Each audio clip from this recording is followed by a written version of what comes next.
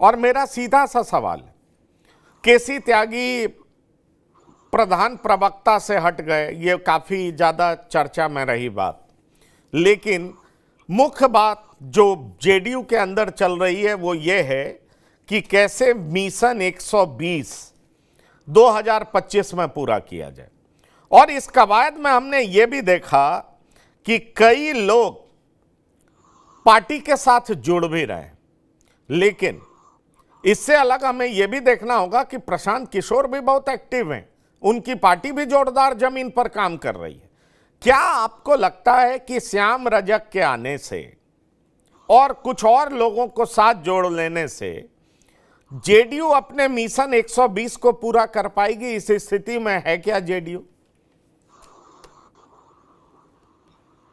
नहीं, वैसा कुछ नहीं है कि एक नेता के आ जाने से 120 का मिशन पूरा कर लेगी और किसी नेता के छोड़ देने से वो मिशन से पीछे रह जाएगी। वो व्यक्ति विशेष पर नहीं, वो तो उनका अपना एक वोट का कॉम्बिनेशन, और उस कॉम्बिनेशन पर वो भरोसा करते हैं, जो कहते हैं कि ईबीसी मेरे साथ है, महादलित मेरे साथ हैं, जिसकी बात वो करते हैं। तो अब इनका क्या कॉम्बिनेशन है? एनडीए का कॉम्बिनेशन तो दिख रहा है, और उस एनडीए के कॉम्बिनेशन में सेंधमारी कितना, जो प्रशांत किशोर का आपने नाम लिया, करेंगे, ये देखना पड़ेगा। क्योंकि प्रशांत किशोर ने कहा कि हमारी लड़ाई आरजेडी से नहीं है, हमारी लड़ाई एनडीए से। तो एनडीए के साथ हैं कौन? अगर नीतीश कुमार हैं, चिराग पासवान हैं, और भारतीय जनता पार्टी जीतन राम मांझी हैं, अगर इनको भी मान करके चला जाए तो एनडीए का जो कॉम्बिनेशन है, तो हर नेताओं का या हर पार्टियों का एक अपना जातीय गोलबंदी है या एक सोशल इक्वेशन, जो आप उसको कह दीजिए। उस सोशल इक्वेशन में माना जाता है कि ईबीसी के वोटर आज भी इंटैक्ट हैं नीतीश कुमार जी के साथ। लेकिन लोकसभा के चुनाव में तो कहीं कहीं इस तरह की चीजें नहीं दिखी। अगर कुशवाहा और कुर्मी की बात की जाए तो लवकुश समीकरण टूटते हुए दिखा। क्या लालू प्रसाद जी या आरजेडी, क्या वो कुशवाहा और जो कुर्मी उम्मीदवार हैं उन पर वो दांव नहीं लगाएंगे?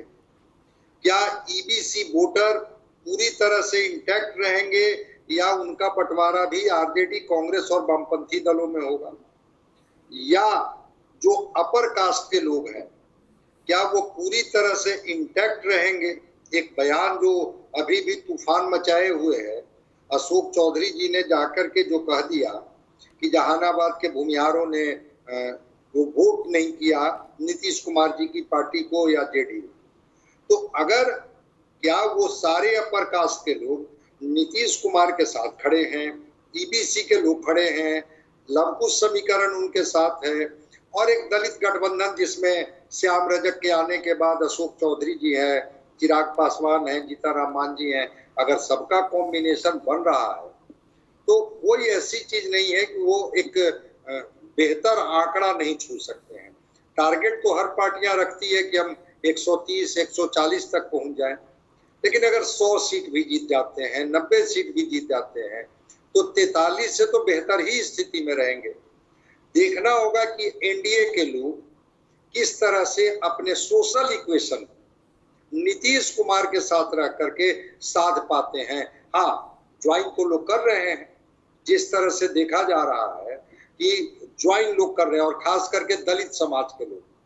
अब मुकेश सहनी जी नाराज हैं और मुकेश सहनी जी से जाकर के अशोक चौधरी मिल रहे हैं, तो अगर वो सोशल इक्वेशन बनाने में नीतीश कुमार कामयाब हो जाए तो उस स्थिति में हो सकता है कि एक इक्वेशन बने, और उस एक इक्वेशन में कम से कम तीसरे नंबर की पार्टी ये नहीं रहे, ये और बेहतर परफॉर्म करके दिखाएं, इसकी संभावना बन सकती है।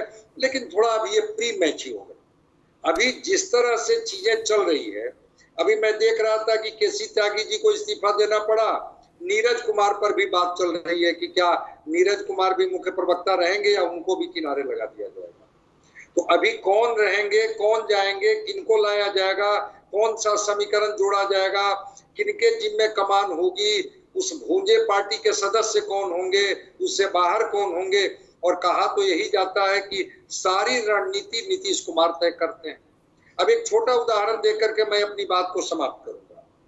काकोलत में कार्यक्रम था, वहां पर मुख्यमंत्री के साथ दो डिप्टी सीएम थे, विजय सिन्हा भी थे और सम्राट चौधरी भी थे। अभी खेल यूनिवर्सिटी का उद्घाटन हुआ, राजगीर में एक डिप्टी सीएम को गायब कर दिया गया, वहां मुख्यमंत्री जी थे और सम्राट चौधरी थे। तो ये समीकरण कौन सा बना रहे हैं मुख्यमंत्री जी, अब ये तो वो बताएंगे।